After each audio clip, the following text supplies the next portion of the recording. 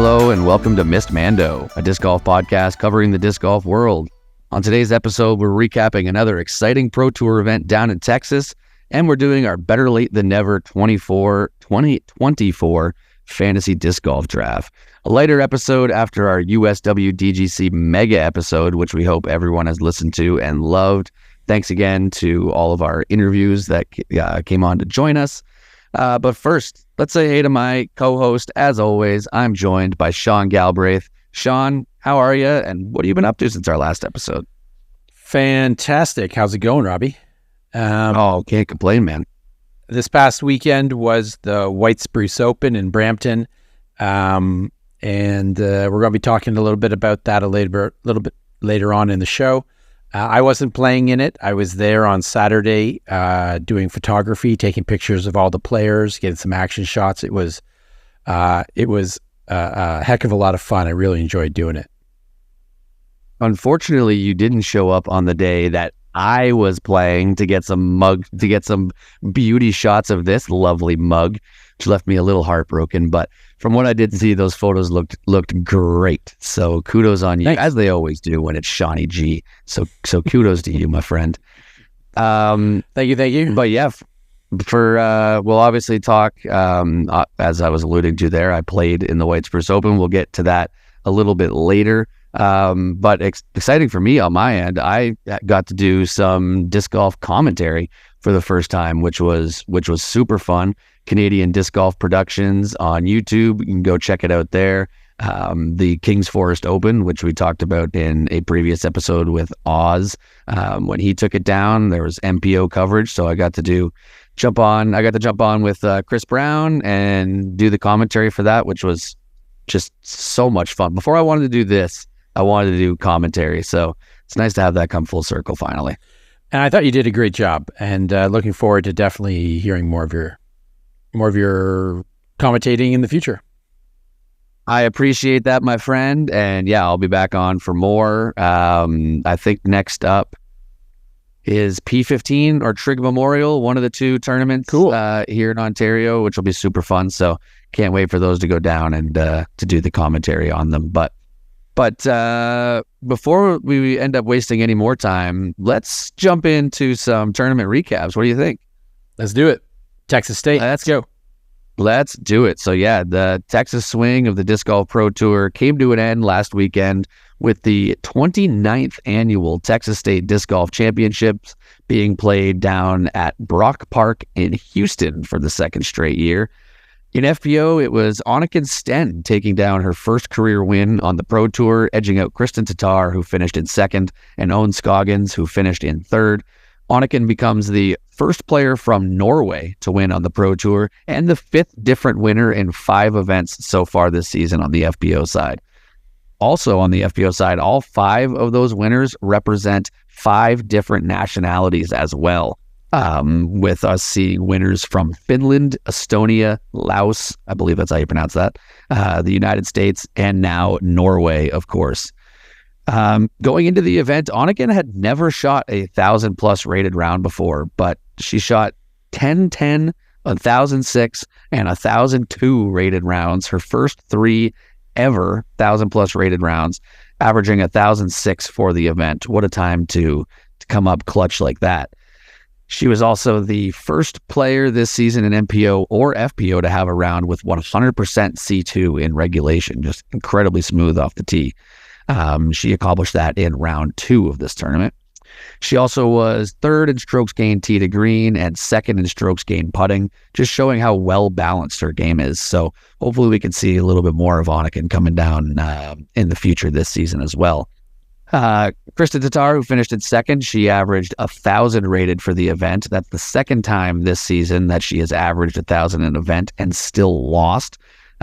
Just showing the incredible what am I looking for? Skill level jump in FPO. Don't know why I had the brain fart there for a second. And this is also the first time that Kristen has gone 3 events without a win since April of 2022.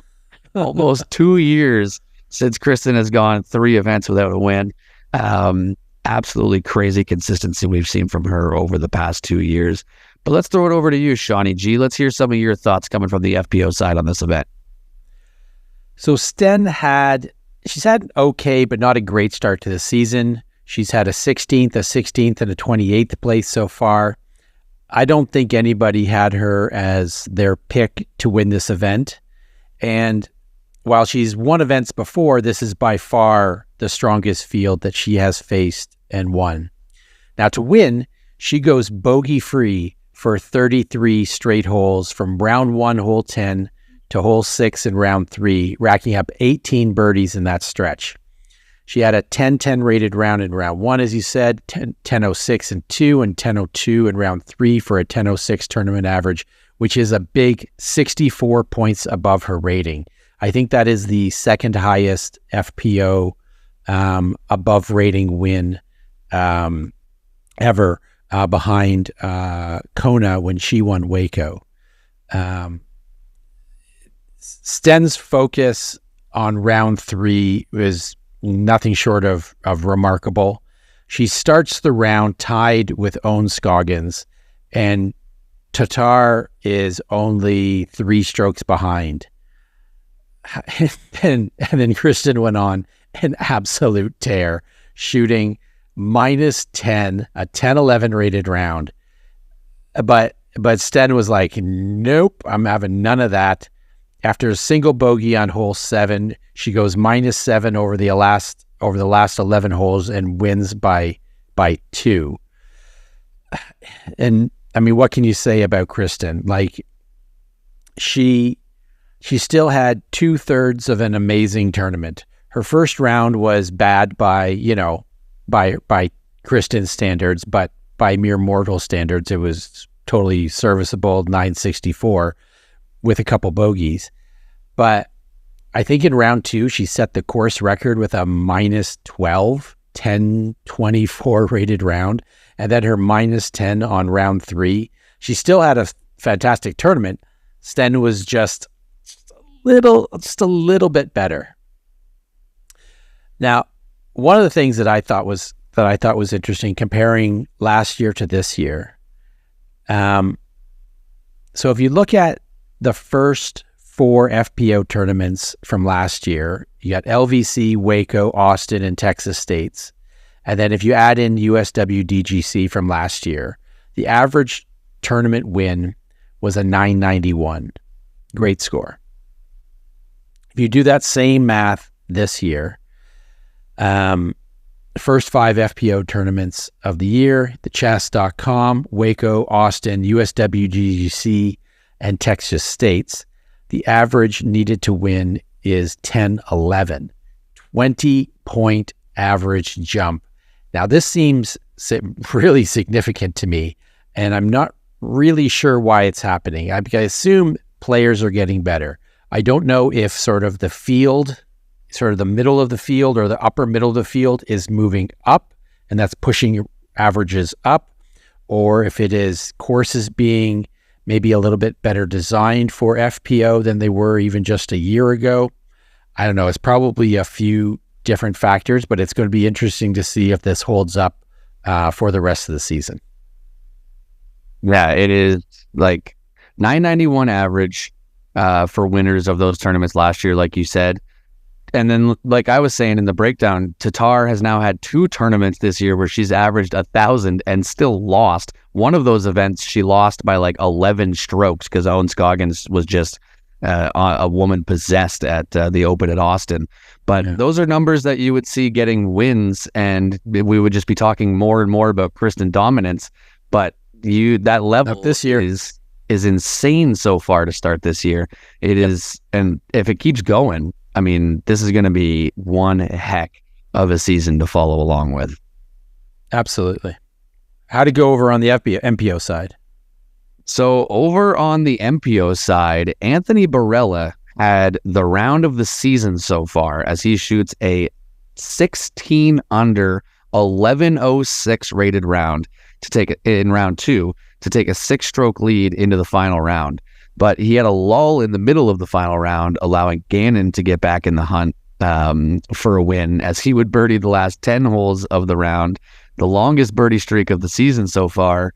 and would go on to shoot a neg 15 11.02 rated round. So one stroke and a couple ratings points worse than Anthony in round 2, but two of the best rounds that we have seen on the Pro Tours so far this year. Those are actually the first 1100 rated rounds that we have seen on the Pro Tour since last year's Jonesboro Open when James Conrad did that. And we saw two in the same event in back-to-back rounds, which is just crazy.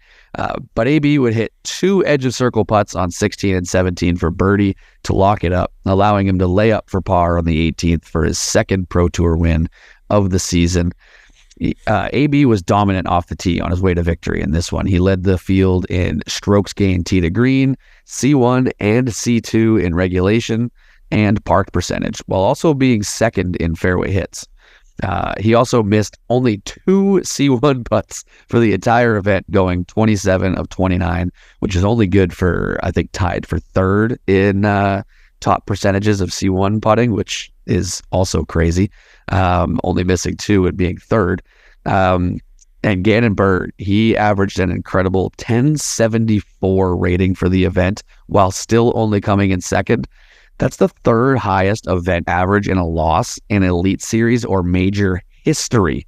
I forget the other two. I should have noted them. I should have wrote them down. I'm pretty sure one was Paul. Probably something that Memorial place. Or something.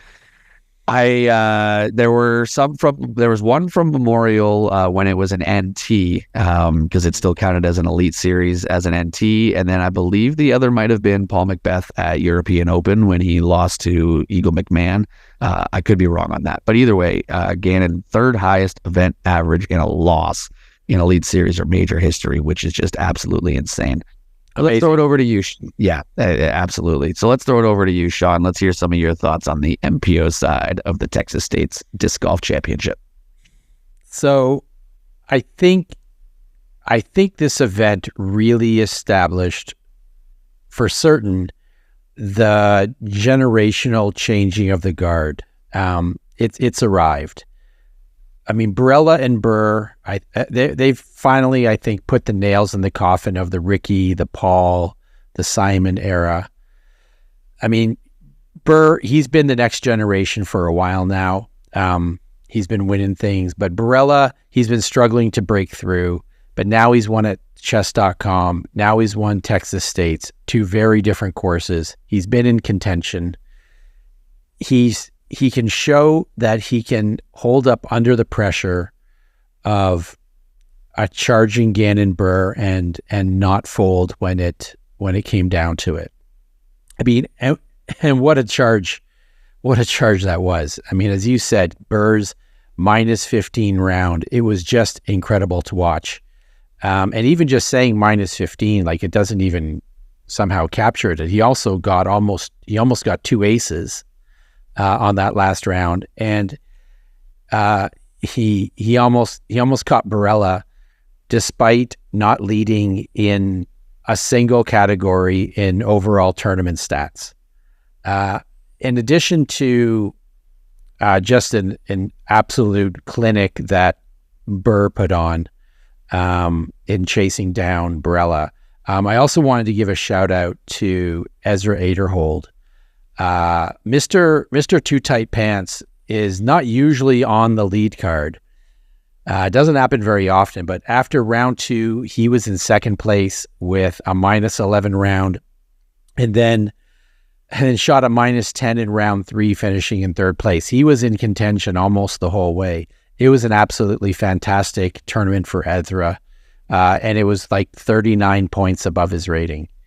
I think at the start of the season, I think I'd picked Ezra Robinson as a bit of a dark horse to see how he was going to do this year. But maybe I just got the wrong last name. Maybe it's Aderhold, not Robinson, that's going to be the star Ezra this year. Could be interesting to see how that goes.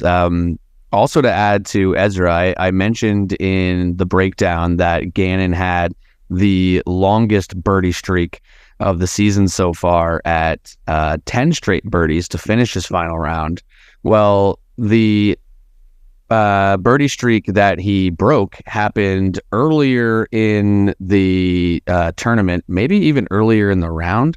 Let me just make sure that I am right on that. Yep. It was earlier in the round from holes 2 to holes 10, 9 straight holes in a row that Ezra had birdied. So we saw the longest birdie streak get set and then broken in the same round on the same card together. Just incredible high skill level by both of these guys out there. And they really separated themselves from the field too. Ezra finishing in third, 5 strokes clear of fourth place. But Sean, there were not very many Canadians in the field for this one, but let's go over to you for a little Canada roundup. So it looks like some of the snowbirds have flown home. The only Canadian in this event was friend of the show, Chantal Badinsky. Chantal had a good second and third round, both played above her rating, but unfortunately she got beat up a little bit in the first round and wasn't able to overcome it. She ended up finishing tied for 27th, couple points below her rating. As we learned in the last episode of USWDGC, she's skipping Jonesboro to help her mom with some puppy training, and she's going to be back next at the Music City Open. Friend of the show as well, Thomas Gilbert, he skipped the event and he headed down to Florida to play the pro weekend at Throwdown the Mountain at the Olympus Disc Golf Course where the Chess.com Invitational was held. He finished tied for second place, only one shot off the lead. He had an incredible round. It was quite the battle throughout the weekend. And his next tournament is Jonesboro. Yeah, can't wait to see Thomas back on the Pro Tour again at Jonesboro. I believe I saw today, too, that coverage from that Throw Down the Mountain tournament is starting to come out on YouTube now. So I'm definitely looking forward to diving into that. I saw Thomas was on the feature card for round 1 and obviously played well enough to, I believe, stay on lead card through the whole tournament. So looking forward to being able to see Thomas on some coverage down there in Florida. He did say to us in our interview with him that he was looking forward to getting back to that course and getting a second chance at it, and a second place finish. I'd say that's pretty good redemption from how he did at chess.com. The footage, I think, should be on Terry Miller's channel on the disc golf. Yeah, the disc golf guy. Yep. Always got to love some Terry Miller coverage. Love it. Absolutely. But let's shift gears a little bit, Sean, and let's talk about some local stuff. What's going down here in Ontario? We had one of my personal favorite events because it's on one of my favorite courses, because it's the first course I ever played way back in 2007, White Spruce Disc Golf Park. But let's throw it over to you, Sean, for some local disc golf chat. This past weekend, we had the 3rd annual Winter Thaw Early Bird tournament at good old White Spruce in Brampton. This event is hosted every year by Gripped and Ripped, and a huge shout out goes to Spencer and Mac for all the work that they do on the Ontario disc golf scene, putting on tournaments and supporting players across the province. Another massive shout out has to be given to the White Spruce Disc Golf Club. I'm a member of it. I had nothing to do with this part of it. They put in so much work getting the course ready for this event, and I've never seen it looking as good as it did this early in the season. They must have put down 85 truckloads of mulch all over the course, getting it ready to go, and it looked absolutely fantastic. This year, the Winter Thaw had a whopping 247 players over the 2-day event. An MPO, Cam Zanini, was 7 strokes back after the first round, but his second round was an absolute monster. He went -11 through 19 of the 20 holes to take a 2-stroke lead into the final hole. But, unfortunately, He took a triple bogey on that final hole to finish tied for third, which left a 2-horse race to finish between Calvin Rueda and James Duong. And Calvin pulled it out for the win. And I think this is his first career win in MPO. So big congratulations to Calvin. Over in FPO, Bronte's Colleen McGuinness took it down by 8 strokes over last week's guest, Kat Johnson, and first-time FPO player, Anna Olin. So well done, Anna, for stepping up to FPO. Colleen now has 45 wins in 109 tournaments and is one of, if not the most dominant Canadian FPO player around. Pauline in Ontario is like almost unstoppable. Yep. Just a beast. I want to also give a huge shout out to my buddy Austin Hill from Guelph, Ontario. He took down the MJ15 division by 15 strokes, averaging 923 rated for the event. Oh, and by the way, he's 12 years old. He has beaten me at Guelph League before, and at last year's Nationals, he won MJ 12 or 15. I forget which division he won last year at Nationals, but one of the rounds in that tournament, he had to play the same course from the same tee pads as I did and shot the same score as I did as a 12-year-old. He is going to be an absolute force to be reckoned with as he continues to progress in disc golf, and just so dominant. 923 event average as a 12-year-old. Sean, you can only dream of a 923 event average. It's just really disrespecting his elders at this point.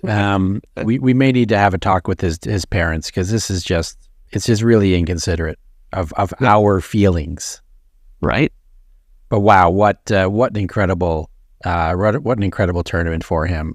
He's absolutely going to start dominating when he gets old enough to drive. I don't know. Yeah, I believe through talking with his dad, Will, the plan is for Austin to start doing some MA3 events this year, stepping out of juniors and into the amateur scene.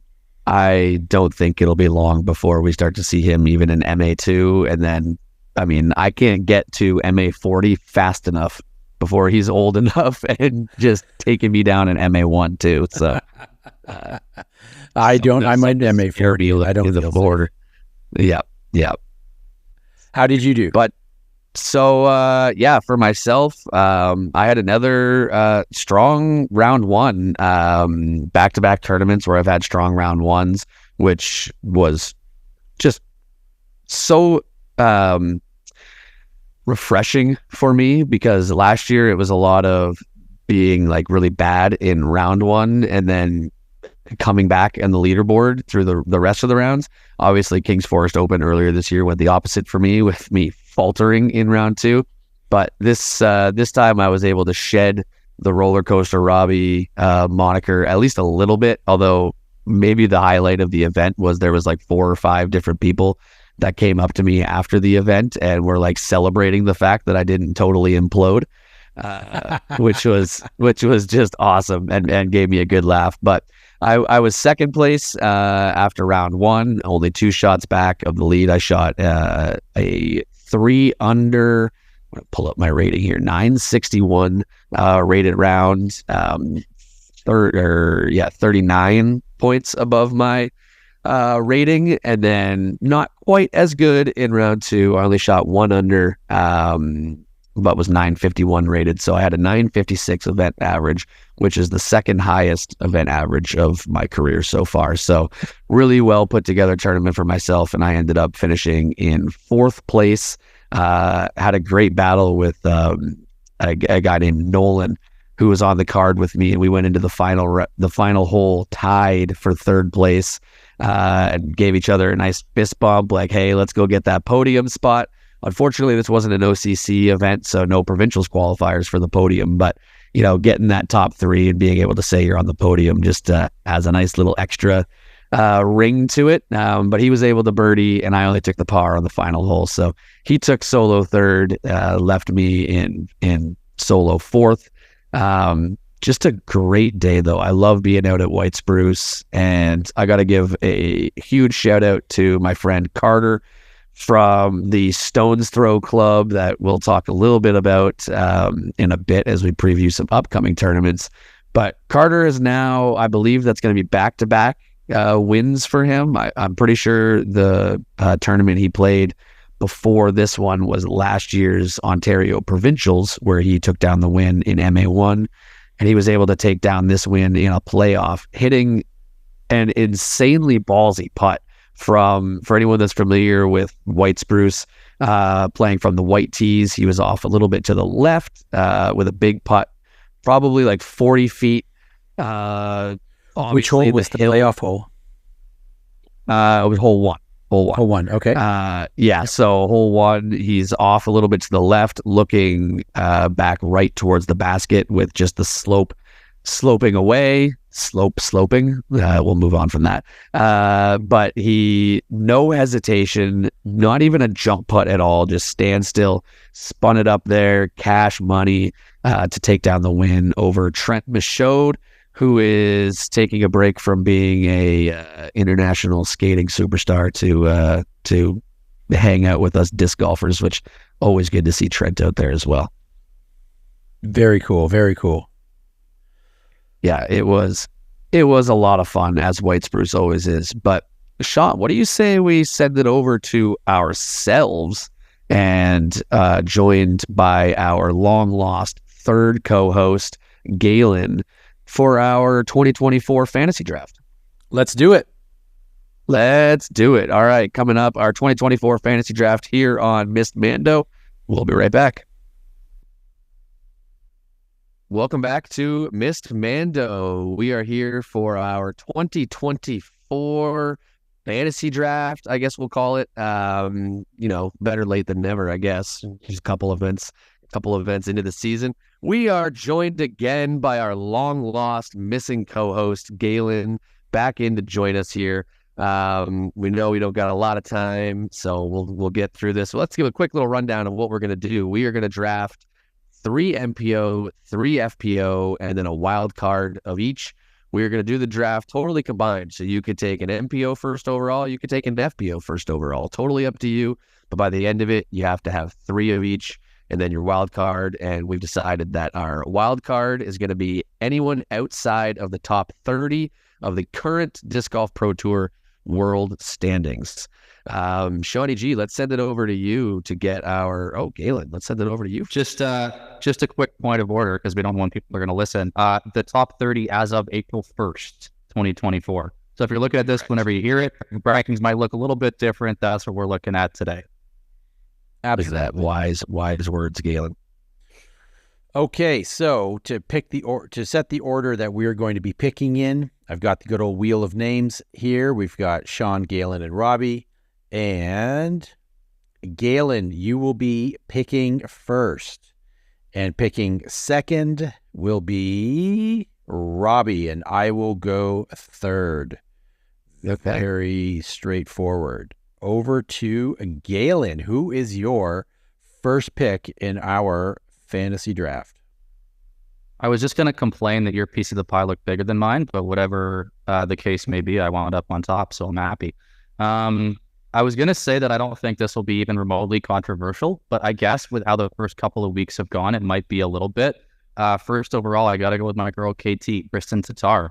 I think there's been a little bit of back and forth, a little bit more in FPO than we would expect, but I am fully expecting her to come out on top at the end of the season. And that dominance she showed last year, I honestly, I wouldn't really consider anybody else, as crazy as that sounds, with a couple of stacked fields. So Kristen Tatar, lock it in, number one overall. Hard to argue with that. Yeah. Yeah. I was just about to say the exact same thing. All right, Robbie, who's your first pick? My first pick, I debated about who would be my first overall pick if I had it. I decided I wasn't going to go with KT number one if I had the number one pick. But my number one overall pick was going to be Anthony Barella. AB, he has been on fire to start the year. Obviously, he has 2 wins already. And even last season was in the top 10 of the Pro Tour standings as well. And I think everyone's looking at this as now that AB has a win. It's just the flood is going to come with more and more wins. So number 2 overall, Anthony Barella. And I'm just saying we better not be forgetting here that I forget what tournament it was that I picked him for a couple of weeks ago, but I was really liking his opportunity to build off of that. I think it was a 1100 or around that round, and took that tournament down. He has been on one. And I would like very much to not be slagged for when my picks are terrible, but I want to take all the credit for when they're good. So shout out earlier me for thinking AB was going to have a great season. Speaking of shouting out good picks, for my first pick, I'm going with who I picked to win USWDGC. Big Major Missy. That's it. I mean, come on. She's currently ranked number 1. Kristen, yeah, she's fine. She's a perfectly adequate player. But for me, my money is going on Big Money Major Missy. That's my first pick. Lock that in. Good pick. Missy so far this season has gone 3rd, 9th, 3rd, 1st, 4th. Pretty solid. Pretty solid resume, right? Yeah, absolutely. Yeah. So we are going to be doing this in a snake style draft. Absolutely. So Shoney G, back to you. I'm going to go back-to-back FPO, and I'm just going to keep this real simple. I got number 1. I'm going to take number 2. Give me the dog. Give me Owen Scoggins. That's right. Oh, man. Taking it. I was like, not having her. There's no way it makes it back to me and Owen still on the table. No chance. I was still holding it a little. No chance. Lock it in. Too bad. Damn. On. I'm taking her. She's going to take it all. Boom. That's right. We got a fireworks, and she's my girl. A signed disc from Owen in my bag. I'm not letting her get to you guys. I was heavily debating taking Owen with my first pick because I didn't think she was going to make it back to me, and I think she's going to be that valuable in FPO. Mm-hmm. So I had her locked and loaded for my next pick, and to see her go, that stings my heart a little bit. Mm-hmm, mm-hmm. What do you own second? Feel that for my it hurts. For my second pick, I think I have to go on the FPO side before we get a little too thin over there. And you know what? I am gonna do it. I am gonna take Evelina Saladin with my second overall pick. She has been great so far to start the year. She has gone 1st, 4th, 8th, 2nd, and then 15th at Texas State's. As long as her putting is on, she can be one of the best players in the world, and I'm banking on that happening for the rest of the year, praying for it now that she's on my team. Mm-hmm. So lock it in. You see me shaking my head. It's not because I disagree with any of those comments. It's because I agree with them so hard, and I'm also upset. As I knew I was going first overall, I was like, you know what? If I can get one of Owen or Evelina coming back to me, I'll be happy. Mm-hmm. But in my heart of hearts, in the back of my mind, I knew that was never happening. So it just, I gave myself a little bit of hope, and I shouldn't have. No, definitely not. No. But who are you going with? Who are we going with? So I got to go with somebody who at the start of this season, I guess we're at pick what now? We're going to pick 6. If I had told you this player was going to be on the table in a live FPO draft, you would have said there is absolutely no chance this person makes it to number 6. I've got a hunch who you're picking. A slower start to the season, not quite the conversion we've come to expect, but I got to go with Calvin Heimberg. He was the big dog, the man to beat in the MPO field at the end of last season for a reason. I like him to find his form pretty early and keep that flowing for the rest of the season. So we got to go with Calvin. Even with the injury, Galen now number 1 from FPO and MPO from 2023. Mm-hmm. I mean, hard to argue with those picks. Sir. Calvin, even though he's a little injured, he still came in 3rd and 5th last two events. I mean, it's Calvin Heimberg. How do you count him out? Well, and that's exactly it. Is you can't count that guy out. I mean, I think I don't know obviously what the extent of the injury is, but like 95% of Calvin Heimberg is still beating 95% of the MPO field. And right now, he's currently ranked like way down at number 12. So he's almost like a value pick right now. Yeah. It's pretty solid. Solid pick. Who's your second? That's with a missed event too. Yeah. Yeah, that's true. Sorry, so I'm not looking at the list. I'm going back to back here. Yeah, you're back to back. I got a couple of options. Do I want to lock in one of my top FPO picks right now because I worry that's going to get a little sparse, or do I sneak on over to the MPO side? Well, you got one of each. So you're watching my wheels turn here live. Oh yeah, in person. See the steam coming out of your ears. Yeah. Well, and what else is new? My third pick, I got to go with my boy, Gannon Burr. He has looked just about unstoppable this season. I'm not going to say exactly what because it was just meant for his card mates, but I was at Worlds last year. I was very lucky to be there, and we were following along with the lead card. And he said one of the funniest things I've ever heard as a comment made about what spectators are doing on a disc golf course ever. So he knows how to throw down. He knows how to talk a little bit of trash, and he has the game to match. So I got to go with Gannon. Round out my third pick. Fourth, first, fourth, and second. How do you let that guy slide by? Yeah. Like you can't. You've locked in number 1 and number 2 on MPO. Solid picks. Absolutely solid picks. Thank you. Yeah, I was debating. Sean, you love to see it. Right. Yeah, it doesn't come very often, but you take them when you get them. I was debating on my picks absolutely destroying yours. Yeah. Well, weird. See. Yeah, I was debating on Gannon for my first against AB because they are so similar in terms of their numbers. AB going first, fourth, first. Gannon going fourth, first, fourth, second. Incredibly similar. So great pick. Gannon Burr falling to the third round is kind of crazy. Wild. Mm-hmm. Yeah, kind of crazy. But for my third pick here in the third round, I am going to go, you know what? I think I'm going to go back-to-back FPO and really help my chances with the FPO side of my team before I can let you guys steal anymore. And I'm going to take Holland Handley.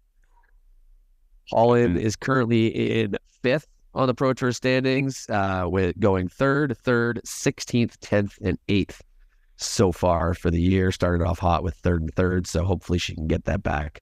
One of the highest ceilings, I would say, of FPO players that are newer to the scene coming in the last few years. So yeah, lock it in, Holland Handley. Solid choice. Yeah, and I got to say, that is exactly who I was debating. You heard my last 2 picks. The third name that was rattling around in my brain was Holland. So I like that we're on the same page there. Awesome pick. Great minds think alike, baby. I'm going to close out my FPO. I'm going 3 for 3 FPOs. MPO, the field is so deep. There are 20 guys who could take it down any week of this tour. But FPO is getting real strong, but it's still a little thinner at the top. And so I'm going with, she's coming off an injury and she's been accelerating, Valerie Mandujano. I like what I'm seeing. First tournament of the year, 27th. She's coming off. We're shaking off some rest. It's fine. Then 11th, then 9th, then 3rd, then 8th. I think she is really she's really catching her stride, and I think she's going to be in contention pretty much every week for this season. So that's it. I'm going Valerie Mandujano for my third pick, and that closes off my FPOs. MPO, really, like, what number? First place is taken. Second place is taken. I'm tempted by Nicholas. He's taken one down. He's feeling really good. He's got a first. He's got a second. He's got a 9th. He's got a 67th. Is it an anomaly? I don't know. But I don't think I'm going to go with Nicholas. Or am I? I love this playing out live in real time. It's so much more fun than if we had our draft rankings fully fleshed out and it was like, oh, well, now it's my third overall. Like, it's so much more fun watching the wheels turn. Yeah, this is pure. I've done absolutely no research. I've done absolutely no pre-consideration. This is pure, purely just, improvisation. No thoughts, no picks, just no vibes. thoughts. This it's blank in here. There are no thoughts whatsoever, none whatsoever. You know what? I gotta tell you, I'm going Nicholas Antila. What an amazing start to the season. 9th, 2nd, 1st. Yeah, okay, 67th at Texas State. Texas State sucks anyway.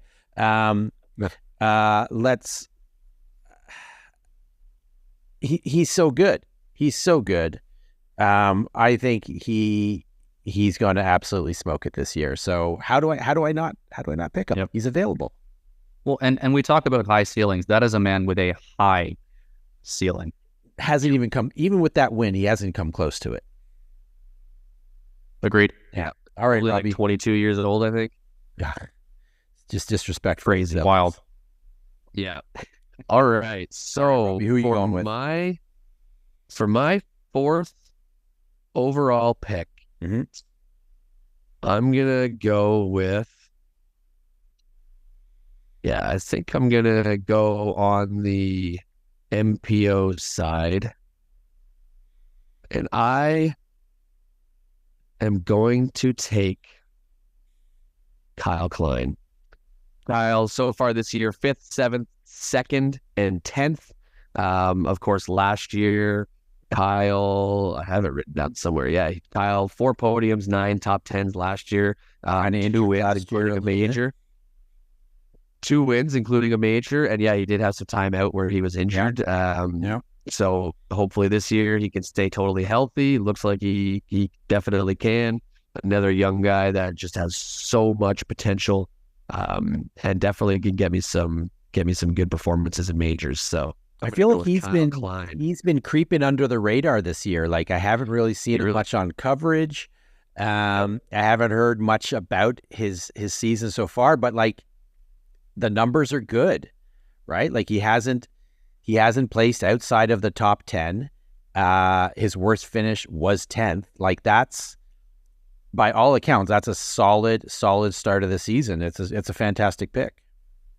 Absolutely. 3rd overall in the Pro Tour standings right now. And just to also point out, as I'm noticing it now, 3 of the top 4 in the current Pro Tour standings are Discmania sponsored players, which I think that can tell you who won this offseason. Oh my God. Yep. Yeah. And I was going to say somebody else where the vibes are absolutely off the charts. I didn't mean for this to become the segment where I'm like dropping nuggets from being at Worlds last year, but I was like, he was hilarious at Worlds. We were all at this social thing. There was like a barbecue truck. There were stands set up. It was like late on in, I want to say, the Saturday evening of the weekend for Worlds. And there was this like glow aerobie style frisbee that had like the middle of it cut out. And people were just, I mean, you have a whole crowd of like hundreds of disc golf. People were just ripping backhand hyzer bombs like hundreds of feet into the sky, and the disc would come crashing down into the middle of the group. And it was happening over and over. And the person, I mean, it was a foam thing. It wasn't going to kill anybody. But the dude that was the most jacked up to throw that and to elbow people out of the way and catch that frisbee and launch it again was Kyle Klein. And it was so funny to see. Again, vibes for that dude are off the charts. I love me some Kyle Klein. Great pick. I am even more happy that I just selected Kyle Klein than after hearing that story. Welcome to the team, Kyle Klein. Let's go. Hell yeah. Fantastic. All right, Galen. Yeah. Where are you going? Okay, so somebody tee me up here. I get 1 pick or I get 2 picks? You get 2 now, back to back. These are your last picks. I'm so prepared to use this for evil. I was going to say, I thought I got a dark horse. Yeah, you get a dark horse. So I guess it'll be, you have 3 more picks.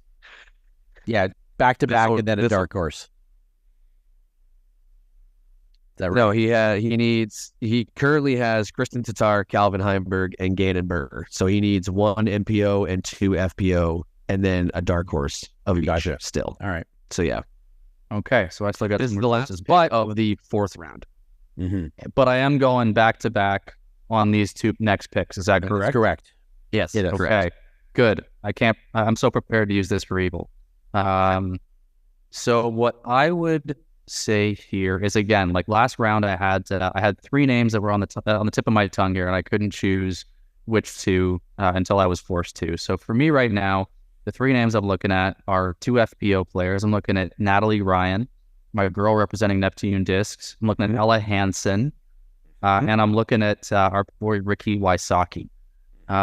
I think that there's a reason he was at the top of some conversations we had earlier about our picks for tournaments and our picks for the year. Totally. I believe he was Sean's pick for Player of the Year. He was. On the MPO side, and I love that choice. Unfortunately, I don't have any good stories about Ricky from Worlds. He was just really nice and signed a disc for me and friendly. I got to go, I think, with the back-to-back choices on the FPO side. The comments that I don't remember if it was Sean or Robbie made, they were smart, so probably it was Robbie. That, it's very... I got to go to bar every once in a while. That we got to lock in our FPO picks early, because the field, as strong as it is still a little bit thinner than the MPO side at the very top. So I got to lock in those two choices. I'm going to go Natalie Ryan. I'm going to go Ella Hansen to round out my FPO side. I like it. Love those picks. Yeah. And again, like vibes off the charts. I think this is not a theme that I intended on having for my team, but I would love to have these players on the course representing my whatever fantasy team for the podcast. I would also love to get a beer or lunch or a coffee 100%. with any of them or all of them. So this has come together in kind of an odd way on the vibe side, but you can't turn down an opportunity to hang out with any one of those people. So I'll kick it back to whoever's next, but those are the choices. Love to hang out, love to shred some discs with them. Natalie's had a great season so far. She's only had, Texas State's kind of had a bad tournament, but otherwise not outside the top 10. She's doing great. Ella, it's Ella Hansen. How do you bet against her? Yeah. I think the only thing is she's down in New Zealand right now, and so I think she may miss maybe a couple of events. I'm not sure how many she's going to miss, and so you may lose a couple points that way. But maybe you lose one tournament or two tournaments. It's not as by no means is that a deal breaker for over the course of an entire season. Hey, if my girl Ella's happy down in New Zealand, I'm happy for her. Who needs the points as long as she's having a good time? Looks like she's having fun. And on the topic of vibes, and I can't let Galen be the only storyteller on this podcast. Well, let's go. I'm excited. 2022 Canadian Nationals out in PEI. I was fortunate enough to be out there. And as I'm watching the MPO lead card during the final round, who walks up beside me with a giant bag of hand pies, which for anyone that has been to PEI, that is an absolute must while you're out there. None other than FPO champion that year, Ella Hansen. Just comes walking up. I didn't even realize it was her at first, and then I turned and it was Ella, and I was just like, "Oh, hey, congrats on your win!"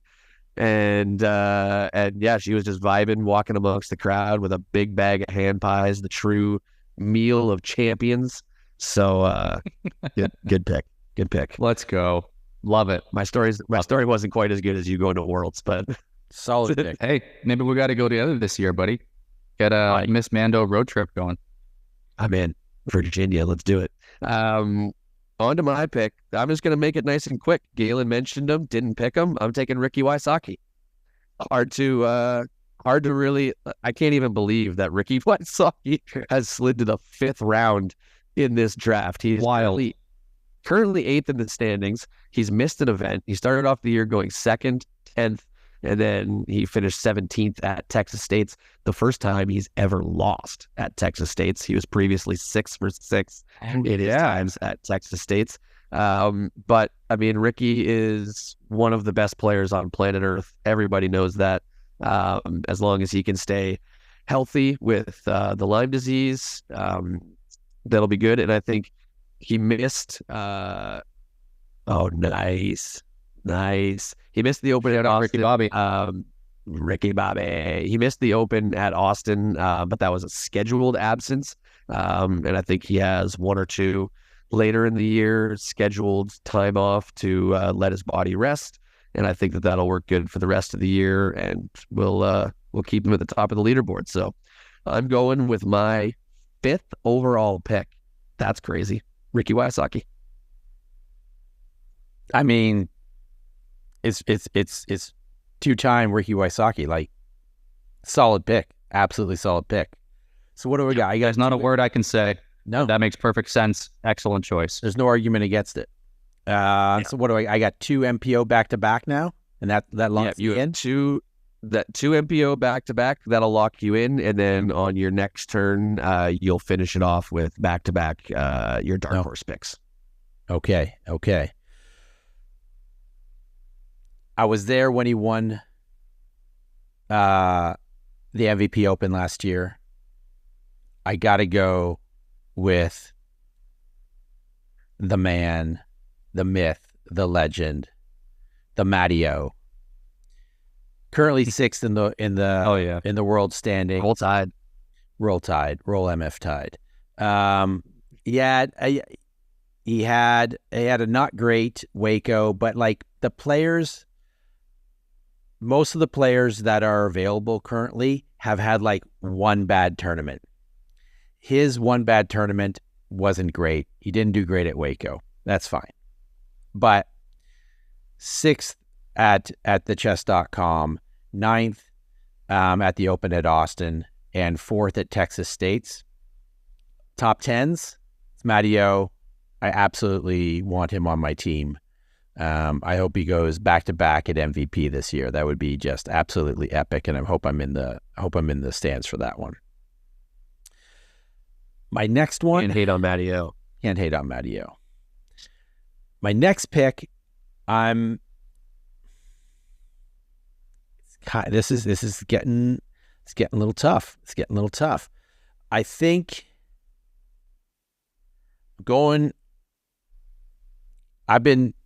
I started the season, this guy wouldn't have been in my top 30. Forget this guy is on tour. But I've liked what I've seen. He was tied for 7th this past weekend at Texas State's. He came in 4th at Waco, 16th at the Open at Austin, all solid finishes.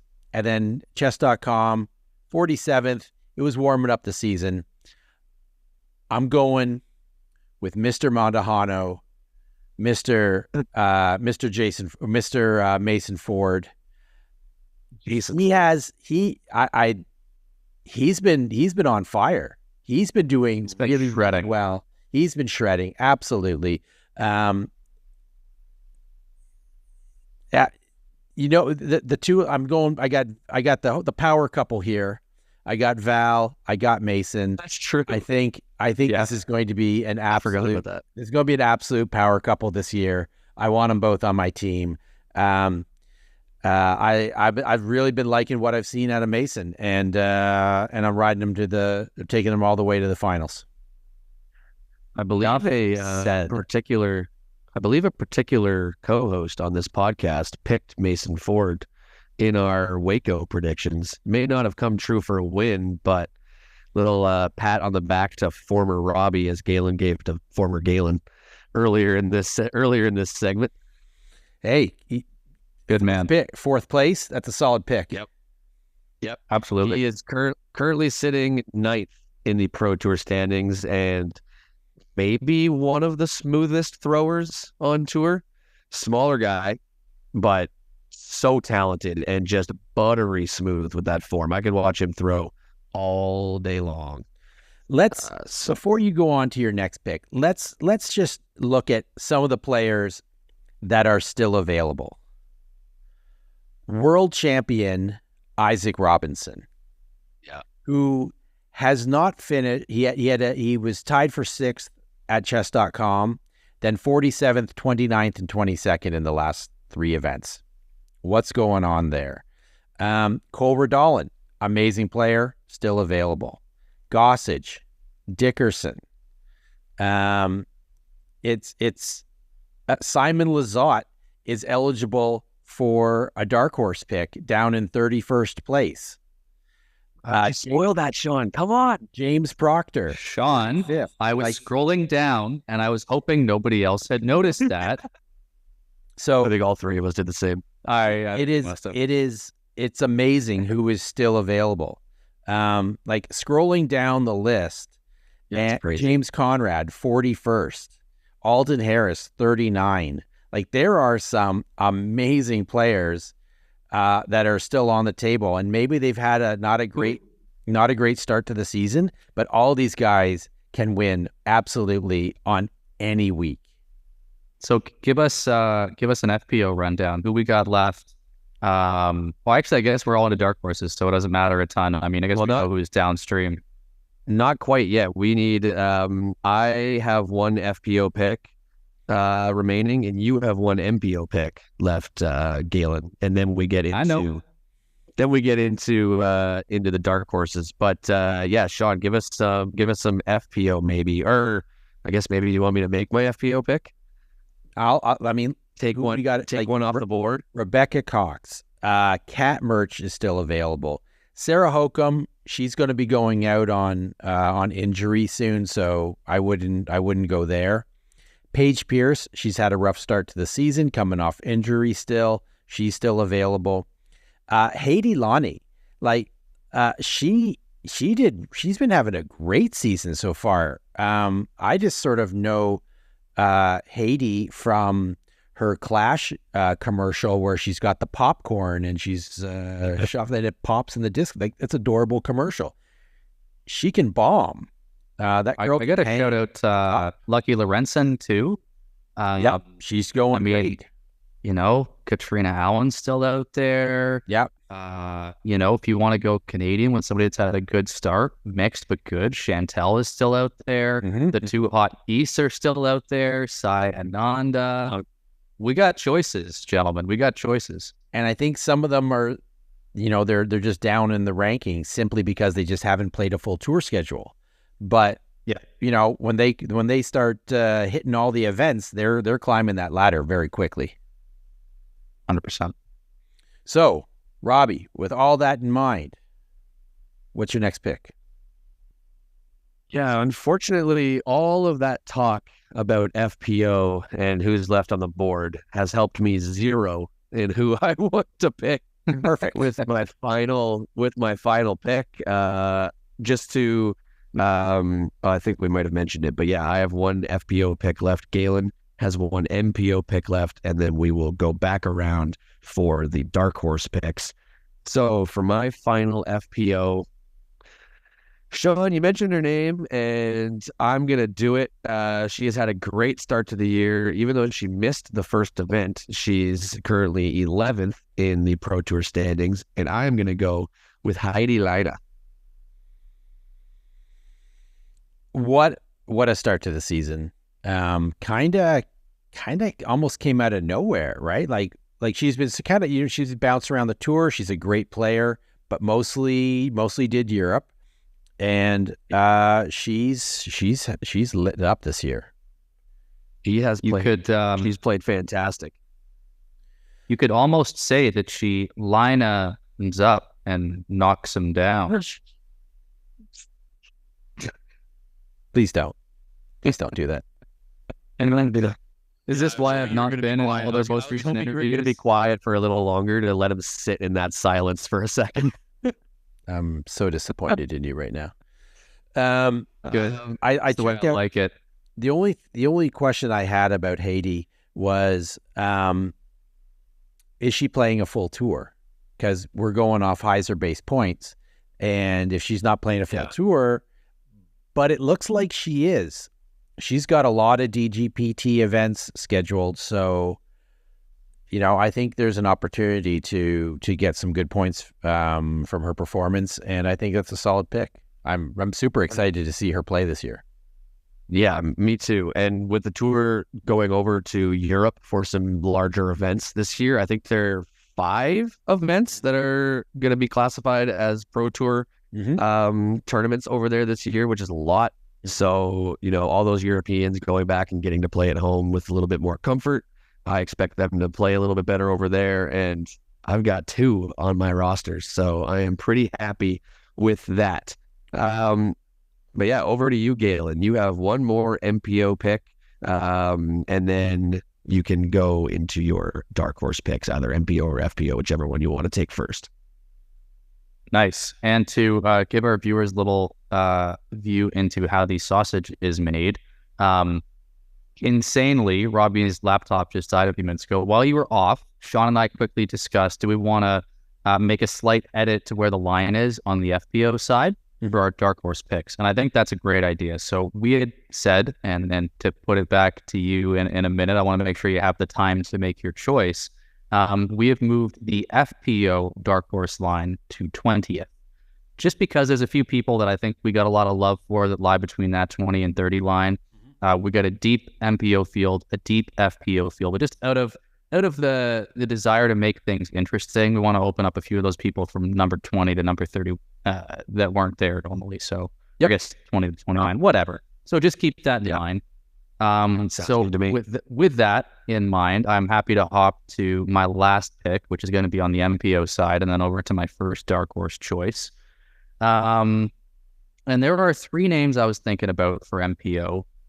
There is one that I had at the top of my list out of those 3, just about the entire time we've been talking. I went to myself, if Chris Dickerson is still available for my last choice, I got to go with Dickerson. But something about Robbie dropping off for a few minutes, maybe me doing a little more thinking. I'm making a last minute pivot and save this tape in case there's a massive disparity between these 2 names at the end of the season. With my last pick on the MPO side, I'm going to go with Ezra Robinson.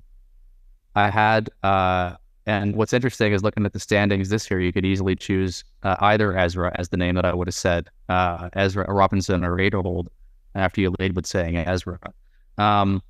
But I mean, you've got the former world champ, the reigning world champ, Isaac Robinson. You got Chris Dickerson. You got the Goose. You got Ezra. Crazy how many choices are left when you keep it tight with 3 each on the MPO and FPO side. But I liked Ezra's season last year, and it just seems like he's been shot out of a cannon so far this year. So I got to take Ezra Robinson. He is a sneaky great player. He's at like 1028 right now? Something like that, and solid. Like he is. I don't know that I don't pick Ezra to win anything this year. I agree. But I absolutely pick him to be top 15 on any week, and I think that's a great pick. Thank you, Sean. Just to for what you were saying there, Sean, he is actually rated 1039. Oh, he's popped up. I love it.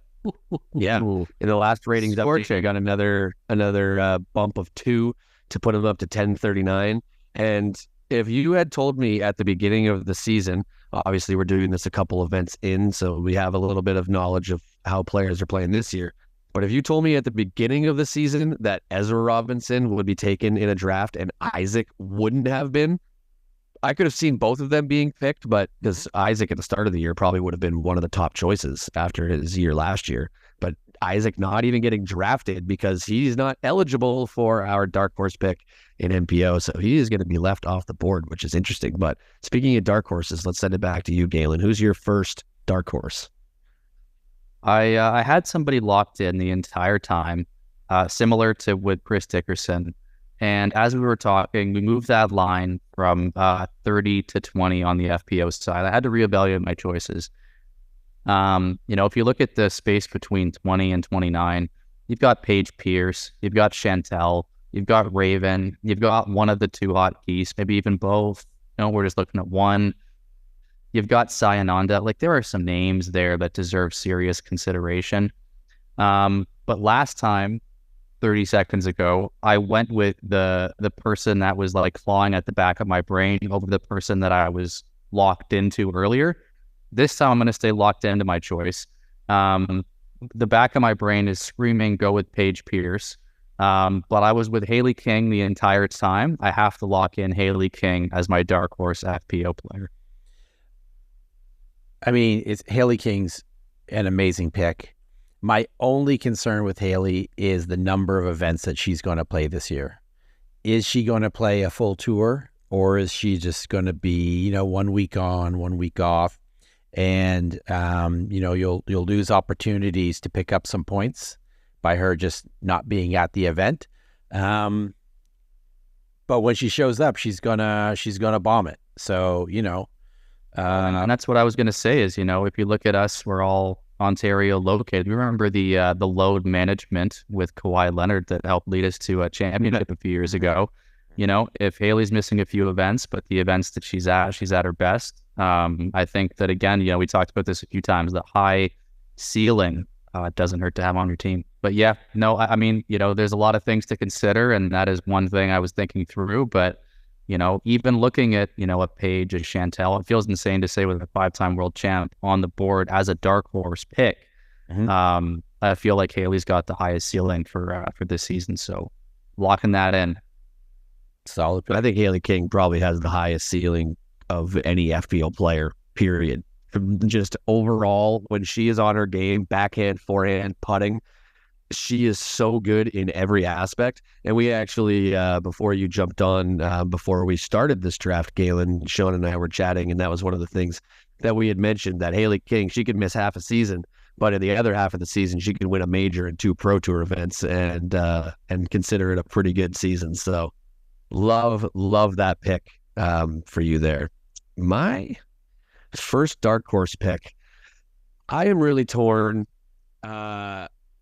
There are 2 players that I am picking between, both of which are sponsored by the same company, one of which hasn't played at all this year.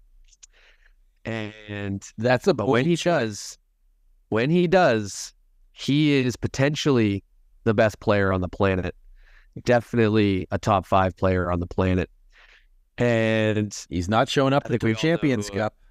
That's the thing, is that he's still missing a few more events, but Champions Cup's the end of this month. So I believe there are 2 more events. Actually, I have the schedule open in front of me, so I can actually tell you. There's Jonesboro. There's Jonesboro and Music City Open. And then he will be back at Champions Cup. For those that haven't figured it out yet, I am, of course, talking about Eagle McMahon. And that goes without saying. Then the other person that I'm debating on is Simon Lizotte, who just qualifies for our dark horse pick of outside the top 30, because Simon is at 31. But I actually had Eagle in my preseason, top 10 predictions. I had Eagle in my top 5. So I'm going to do it. I'm going to lock in Eagle McMahon. He hasn't played an event so far this year, so he qualifies as a dark horse. It feels a little like cheating. So does Simon, though, to be honest. So I'm going to lock in Eagle McMahon. I mean, if he shows up, he's healthy, there's nothing that guy can't do. So yeah, totally. He's either going to crush everybody, or he's going to injure his arm again, and you're going to lose him for the season. We saw high risk but high reward 2 years ago. European Open 2 years ago, we saw just how good he is with his left hand.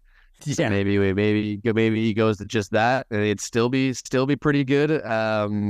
But yeah, I am going to take the risk. Coming off of a major surgery, I'm going to take the risk and go with Eagle McMahon. Before we send it over to you, Sean, just Galen, what was your first dark horse pick? I didn't write it down. Was it Paige? It was Haley King. All right. You're debating between the 2, right? All right. Mm-hmm. Yeah. And tough to choose against a 5-time world champ. But, like we said, we got a high ceiling here. And it's another pick where I'm going to go, is this going to haunt me in a couple of months when we look back on this? Only time's going to tell. Yeah, exactly. But now over to you, Shawnee G. You have back-to-back picks here. So your last 2 picks of this draft, your dark horses. Take them in whatever order you would like. Dark horses, this is pure money ball.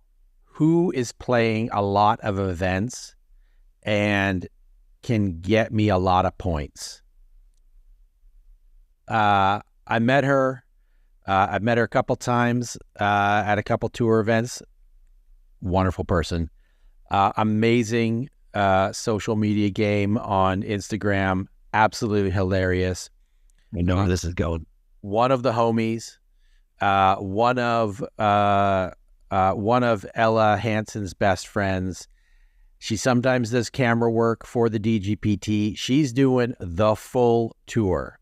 I'm going with Raven Klein. Nice. That's not where I like that's that going. choice. Got to keep you guessing. Yeah. I think, she's 19th, 30th, 19th, 18th. She's on an upward swing right now. My goodness. Let's see, top 30. And again, she is playing pretty much every event of this entire season. So there's a lot of opportunities, I think, for me to pick up some points.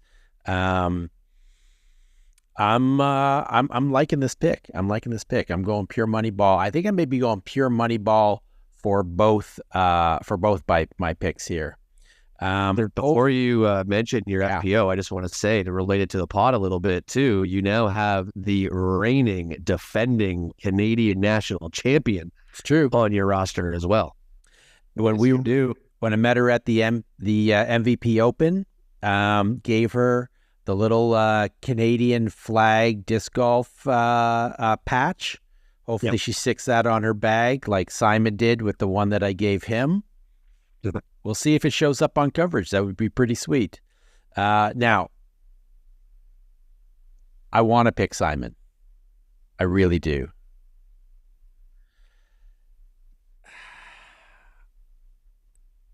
Tied for 17th. So what's tied for 76th? Tied for 16th. Tied for 27th.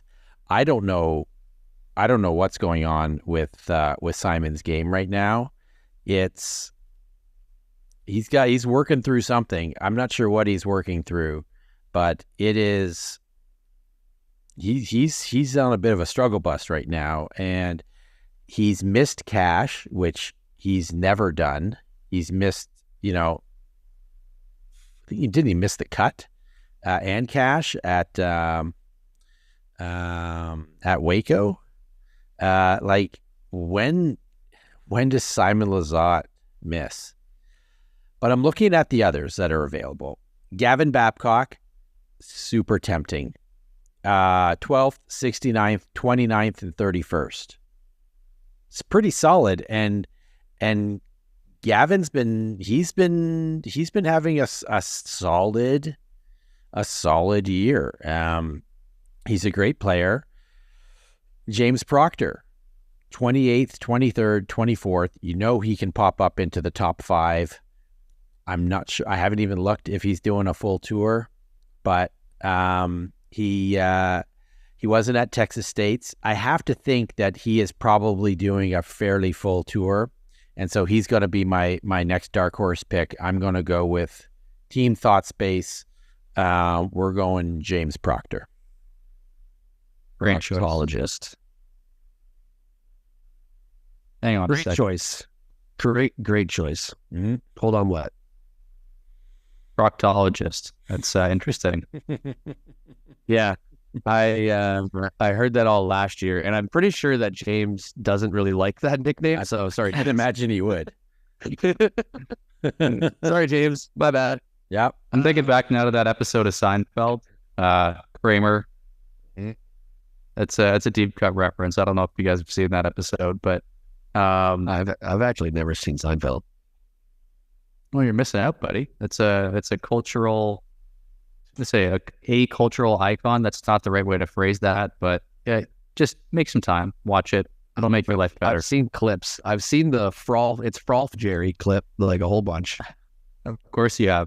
My boy James Proctor right there. Ink on the Nice. door. On TSA. On the TSA disc. Yep. All right. So I am on to my last pick here. I have my FPO dark horse. I was looking at Sai Ananda because she's only played 2 events and she's finished 14th and 13th. But I'm looking at her profile and it doesn't look like she's playing much of a full tour. She hasn't yet. No, she hasn't. She's missed a bunch of the start of the year, and then she's playing Jonesboro, the West Coast swing, basically. Yeah, Portland and Beaver State, which means that she's not going to Europe. Mm-hmm.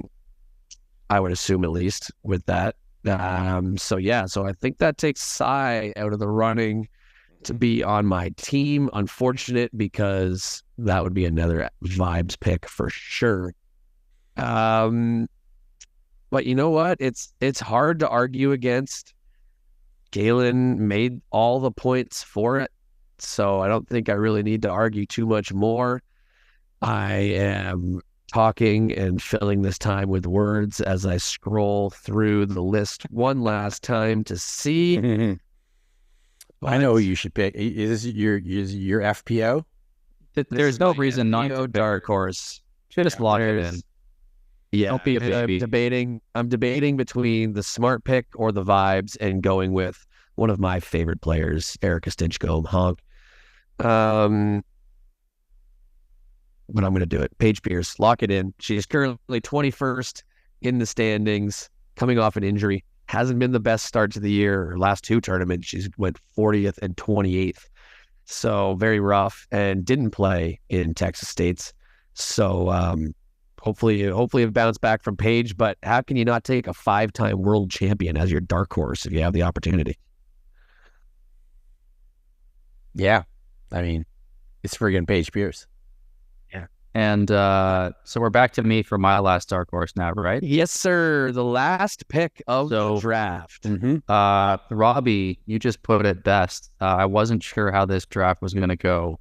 If you had said, I would say a year and a half ago, certainly 2 years ago, that we were going to have a draft where you would get to choose this person as a dark horse pick, nobody would have ever believed it. How do you go with anybody except for the 5-time world champ? I'm going to go with Paul McBeth as my dark horse pick. Next time. The GOAT. The 6th time, man. 6 claw. Yeah. We got the extra claw. God damn it. I was hoping that'd be a nice bit of symmetry, but I forgot he had another one. God damn it. Okay, how do you not go with the 6-time world champ with your last pick? You have to. It just makes your some names out there. Simon's out there, there are some choices, but as much as I think that there's been a step back, and I recognize that, I don't know if you guys are. I think you are to a certain extent hockey fans. We got Sidney Crosby putting up, a career year at 37, something like that, 38 at this point, which is insane because I watched him as a rookie when I was like a kid. You cannot count out somebody who has been the best in the world, especially somebody who's been the best in the world for years and years and years, to find that form again when the situation calls for it. So I got to lock that in. Last pick of our draft. I brought you into this draft, and I'm going to take you out of it, Paul McBeth. That is wild. Paul McBeth in the final pick as a dark horse. Two players that you could argue. Well, I don't think there's people will argue for Ken Clyde. 11 world championships between Paige Pierce and Paul McBeth, and they are dark horse picks. It's also amazing how much disc golf has changed in only a very few years. I mean, crazy. And how badly people can get injured. Yeah. Two players coming off of injuries. And not to, I mean, I don't know why I'm really arguing for Galen here. I mean, I want to beat him, obviously. But McBeth, he missed Texas States. But before that, the 3 events that he did play, 52nd, 64th, not great, but then 22nd. Great improvement there. Can Paul keep that up? We'll see. But also, where does Paul McBeth arguably play his best disc golf other than Memorial? Of course. Sure, of course. Europe. Paul McBeth loves Europe. He went over, he won an event over there last year. He won the Sula. There's going to be more events over there this year. And he unfortunately, I believe he DNF'd from European Open last year. That's how he ended up on the bag for AB in that final round. But hard to count out Paul McBeth at European Open too. He's 5-time champion of European Open, and loves that course, loves being in Europe. So that's a steal in the final round if he can stay healthy. It's a big if right now. It's a big if right 11 world championships amongst the last 2 dark horse picks of this draft. That is insane. Amazing. Yeah. Crazy. And the current world champ was not even picked. Yeah. Wild. I guess before we move on, a couple notable names that didn't get picked. I up in the standings so far early in the year, but didn't get picked. Currently 5th in the standings, Luke Humphreys. I don't think that's really much of a surprise. Luke generally plays good at the start of the year, and then will kind of fade off a little bit. Another vibes pick for sure. Also not picked, we got Adam Hammis, Chris Dickerson, Aaron Gossage, Cole Redall, and like you said, Ulibarri, Andrew Marweed, Corey Ellis, Isaac Robinson, so many names. And on the FPO side, Henna Blumroos currently sitting 6th place in the standings to start the year, going back to Europe where she generally plays really well. Through a lot of the season, that could be a pick that maybe we will wish we had taken. Rebecca Cox, Lucky Lorenzen, Rebecca Cox hasn't placed outside of the top 15 this year. That's probably a big missed pick there. Yep. I agree with that. But anyways, that's going to do it for our Missed Mando 2024 fantasy draft. To do a little quick recap, Galen has Kristen Tatar, Calvin Heimberg, Gannon Burr, Natalie Ryan, Ella Hansen, Ezra Robinson, Haley King, and Paul McBeth. Those are some stellar dark horse picks to round that out. I have Anthony Barella, Evelina Saladin, Holland Hanley, Kyle Klein, Ricky Wysocki, Heidi Lina, Eagle McMahon, and Paige Pierce. Shawnee G has Missy Gannon, Owen Scoggins, Valerie Mondahano, Nicholas Antela, Matty O, Mason Ford, Raven Klein, and James Proctor. We're going to be tracking feeling about your rosters there, boys. I'm feeling pretty darn good about these things, these picks. I'm liking mine. I gotta say, I do like my team. Reading that back though, Robbie got me a little fucking nervous, buddy. That is a good team to have all together, my friend. I think it'd be great if. Oh, hi. Sorry, my puppy's coming up to report on her feelings about our picks, but she's off screen now. So, I like all of our rosters. I think they're good for different reasons and in different ways. I think any of us could come out on top, but gotta say, Robbie, you're making me nervous reading that roster back, brother. We're going to be tracking these picks using the app Hyzerbase. I'm going to enter all of these things, and periodically through the season, we're going to check in and see who's got the most points. And then at the end of the season, the loser gets a slap in the face.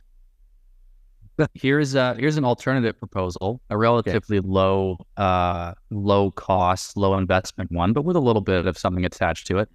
How about we say the winner of the draft chooses a disc worth up to $50 paid for jointly by the 2 losers. Deal. So $25 each for the 2 losers to pitch in for a disc, or let's even say like an accessory, if sure, something one of $50 value of the winner's choice. 50 I like or it. less. I think it's a solid Dunzo. Let's do it. Lock it. Looks like Sean needs more discs. Yeah, it's real. You're really in trouble there. Real lack of discs over here. Yeah, it's a real problem. I ordered. Anyways, that is it for the 2024 Missed Mando Fantasy Draft. Galen, it has been so good to have you back here with us. We can't wait till you are back with us full time. But until then, keep doing what you're doing and being awesome out in the world. It was great to see you again. And that's it for us here. We will be right back on Missed Mando. And welcome back to Missed Mando. Such a fun time doing that draft, and so good to see Galen again. We haven't missed him for that long yet, but it's just it doesn't feel right sometimes. I mean, have we missed him at all? I mean, I am hashtag Team Galen. I've missed you, Galen. Whether or not Sean will admit it, I will say it. I've missed you. I hope you listen to this. If he's not here, we can't beat him in the draft. So I'm glad that he's around so that we can basically pants him with our picks.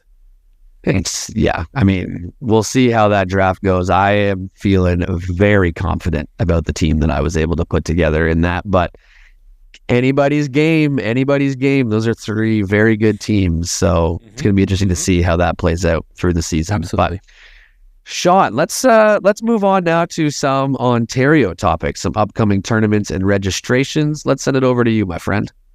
This coming weekend out in Enterprise, Ontario is the next edition of the Stones Throw Spring Open. This is a fantastic event. I believe it is very sold out. And I think you're going down to play in it, aren't you? I will be. And just slight correction, it's actually technically 2 weekends from now, on April 13th. Oh, okay. My mistake. No worries. But yes, I will be down there. I went down to Stones Throw for the first time last year, fell in love with it. And I've made a lot of good friends out from that area as well. So whenever they usually host 2 tournaments every year, the Spring Open and the Fall Open. And I'll always make sure to go down and support the guys down there. Cam, the TD, is an amazing guy. And then I, of course, get to see Carter, who we mentioned in the White Spruce breakdown, him and his brother Joe, Kyle, Trav, whole bunch of other guys down from that area. I could spend a half hour listing them all, but we don't got that time. I haven't had a chance to get out to play that course yet, but I've heard nothing but good things, and I'm excited to hopefully get around there sometime this year. They have made some really good additions to the course too, some changes. They have a really cool island moat hole. It's a par 4 where you throw onto an island that is surrounded by a moat. Could be filled with water, could be dry, depending on the time of the year. But that sounds cool. Regardless, it plays as OB, and it is so much fun. The course is great, so highly recommend anybody. It's a bit of a hike for us here in the GTA area, and myself coming from Cambridge, but well worth it to get out to Stones Throw. Highly recommend. Awesome. We've got a few tournaments whose registrations are now open. We've got the Canadian Women's event in St. Catharines. We've got a Canadian Women's event out in Newcastle. There is a spring thing presented by Queer Disc Golf at Haute Goat, and the rebranded Toronto Island Open, which is the old name for the Toronto Island Maple Leaf that they've brought back. And this is going to be another amazing tournament out on Toronto Island. The registration that is open now is for the amateur side, and the pro tournament, I believe, is coming at a later, yet undisclosed date. There's a couple tournament registrations that are going to be opening soon. First is the Canadian Women's event for Barrie, Ontario. That opens on April 15th. There's the 2024 Guelph Royale on April 15th as well, and the Mississippi Mills Mayhem #2 on April 16th. Mississippi Mayhem is out going towards the Ottawa area in Eastern Ontario, and it looks like a super fun time. And I believe that event also is a fundraising event for the Alzheimer's Society of Canada. I'm not sure if I got that exactly right. But a great event out there. And also the Guelph Royale, as someone that is a member of the Guelph Disc Golf Club, really excited about that one. People will remember that last year Guelph hosted the Diameter Open at Eastview Park and Victoria Park Valley. Diameter Open now moving to Haute Goat this year. This is the replacement tournament for that. It'll be a B tier once again. And I believe it's going to be hosted once again at Eastview and Vic Park as well. So really excited about that one in Guelph.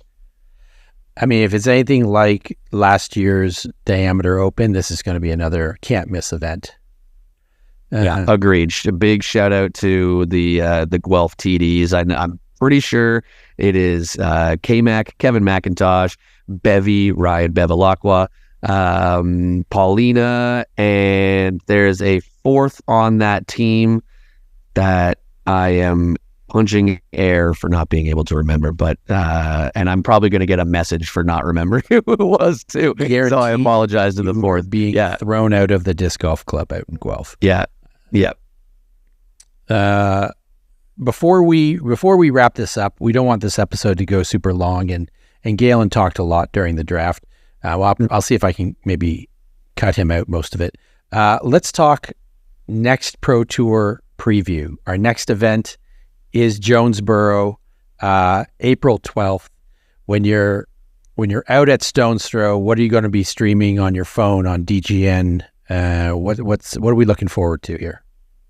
You clearly have never been to Stone's Throw if you think that I'll be streaming anything on my phone during that event. There is not known very cell coverage, is it? Very poor cell coverage out there. The course is a little bit in the middle of nowhere. Yeah, it's one of those ones where you're on hole one, starting your round, and you're holding your phone in the air, trying to get bars for the scorecard to start. But a great course nonetheless, regardless of the poor cell reception. But yeah, the Jonesboro Open will be going down, not this coming weekend from when we're recording, but the following weekend. This is, of course, played at the Disc Side of Heaven course in Jonesboro, Arkansas.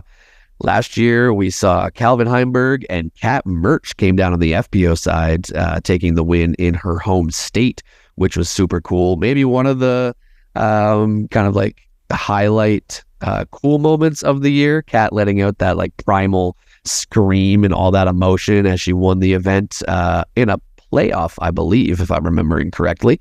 Calvin Heimberg, this is going to mark 1 year since Calvin has won an event on the Pro Tour. He was last year's winner and hasn't won since, even though he's had a lot of podiums and, had that dominant season last year. 1 calendar year without a win. That is, that's looking rough on the world number one.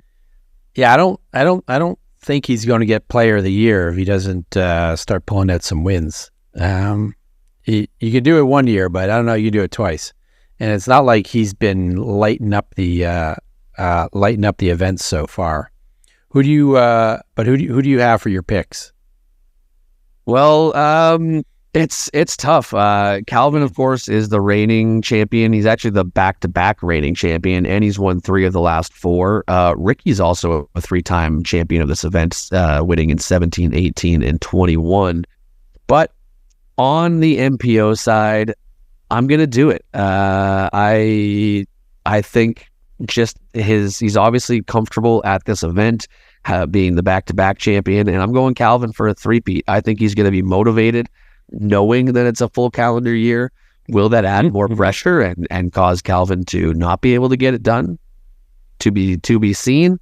I have confidence in Calvin that he's going to get it done and will end the no-win streak at 1 year and go back to back at Jonesboro. Who are you picking on the MPO side, Sean?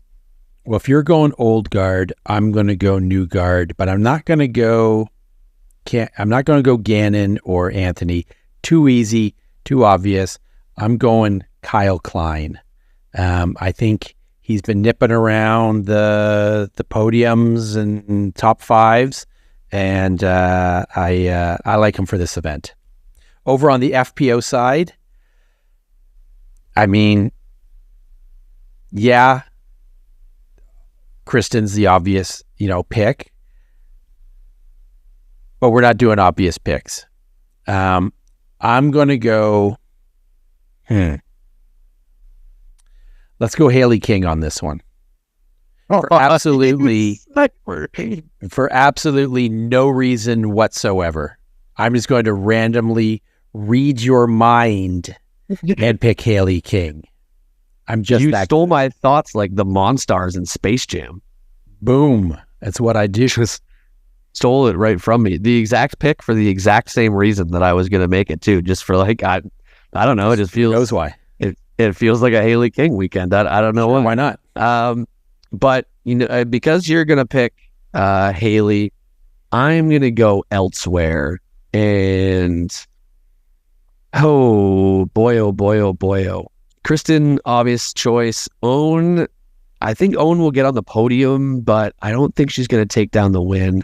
So I'm actually going to go for first time winner on the Disc Golf Pro Tour, because last year she won an event that is technically a major in basically everyone's eyes except for the PDGA official. Good old Throw Pink. And I'm going to go with Holland Handley to take it down in FPO. I like it. I think Holland's got the well-rounded skill set to take it down out there. I like that none of us are picking the obvious Tatar, but also I don't know. I'm not feeling her season so far. I don't think she's proven herself to be the obvious pick. She's lost 4 out of 5 tournaments, which is unusual for her. Of course, she could win literally the entire rest of the season and none of us would be shocked. But I don't want to pick her right now. She has had, so she of course missed chess.com. So she's played in 4 events. She's won 1 of them. 2 others, she has averaged 1,000 rated, yet lost. And then U.S. Women's, she didn't perform very well. But yeah, it just doesn't feel like a great Kristen start, even though we can list off those stats. 3 of the 4 tournaments that she's played, she's averaged over 1,000, but just hasn't been able to put it together for the wins. So yeah, and you know what? It gets a little bit boring talking about Kristen all the time. So let's hope for. Well, I mean, let's just ask you this real quick. How long do you think that this new champion streak can survive on the FPO side? You're obviously hoping for a. So when you say champion this season, I should say. So how many events will we go until we have a double winner? Exactly. Yep. So far, we have Evelina Salonen. We have what was after that? Oh, Waco Kristen, and then Owen, Missy, and now Onneken. I'm going to go. Champions Cup will be the first back-to-back, or the first double win of the year. Interesting. I like it. So you have 2 first-time winners this season coming at Jonesboro and Music City. I like that. Yep. And I think that's a safe bet as well. If I was a betting man, I would take that bet. Cool. I like it. Yeah. But anyways, before we sign off, Sean, what do you have coming up on your tournament schedule? Well, I'm not going to be playing Jonesboro because I am not a very good disc golfer. And so I'm going to be jumping the border to Western New York over to Lewiston to play the world-renowned unsanctioned Singles at the Dizzle event. It's a super fun 2-round, 25 holes per round event. So 50 holes of golf in one day. It's super, super fun. It's a great little park course. With a couple safari holes thrown in, and I know last year half the course was underwater because of all the snow melt. It's been pouring the last 2 days here, so it's going to be a soggy one as well. But not this weekend, but next weekend. So hopefully things dry out by then. Between now and then, it's all about the eclipse. Got to send the White Spruce Club down to that course to get some wood chips and whatnot out like they did at their course. Absolutely. Let's go. Yeah. What about you? What are you up to? So yeah, for myself, the only tournament that I have coming up before we will be back with our next episode is the Stones Throw Spring Open. Like I mentioned, super excited to get out there and get another chance at redemption on another course, because last year for this tournament I finished in 2nd place. I had a horrendous first round and was in like 13th place, and then shot the hot round. I believe the only players to beat me in that round was Chris O'Zolins, who was playing the same tee pads in the pro division. So shot a pro level 2nd round, well-ish. I think it was like 981 rated. and ended up losing by 1 stroke in that event. I was obviously an earlier card that was done first and was watching the leader, Joe, par, I believe, the final 12 holes of his round. I needed him to bogey just one of them to force a playoff, but he went 12 straight pars to finish out and keep me in second. So I'm really excited for that. And also, I realized when I was looking at my schedule yesterday, that is going to start. Stones Throw is going to start a streak of 24 straight tournament weekends. Let's go. For myself. I don't have a weekend off until September. Fantastic. This is what I love. So many. I told myself at the end of last year I was going to play less, Sean. Nah, forget that. Nah. FOMO. All about the FOMO. Hey, man. Can't miss tournaments ever. We said the same thing. Like last year, 32 tournaments. Yeah. We're gonna play a few. No, we're not gonna play fewer. We're signing up for everything. It's going a bit nuts. Yeah, we're not quite at every weekend yet because we're going like camping and we're doing a couple other things here and there, but it's a lot. It's a lot already. Looking at the disc golf scene list, and it's like check. Nope. How do you sit one out? You can't. I don't even know how. I've played in 2 already, and I think I'm officially registered for another 13, I believe. And then, of course, as the year goes on, more and more will start to open for later end of the year tournaments. And I can't wait. I love disc golf, man. I can't wait to compete. And I'll be doing a bunch of camping and other things too, but I'll be just planning it around disc golf tournaments. I'm looking at my list, and I think I'm at probably about 13 as well. Yeah. There's a few that I'm in that you're not eligible for because you're not an old. Like the Masters series, the Ontario Masters series, which are pretty great out of Barrie. So yeah, I've also got some in the Western New York area. You got to join me, man. You got to jump the border with me. I got to get out there. Was it Bond Lake? The one that I hear all about? Yeah.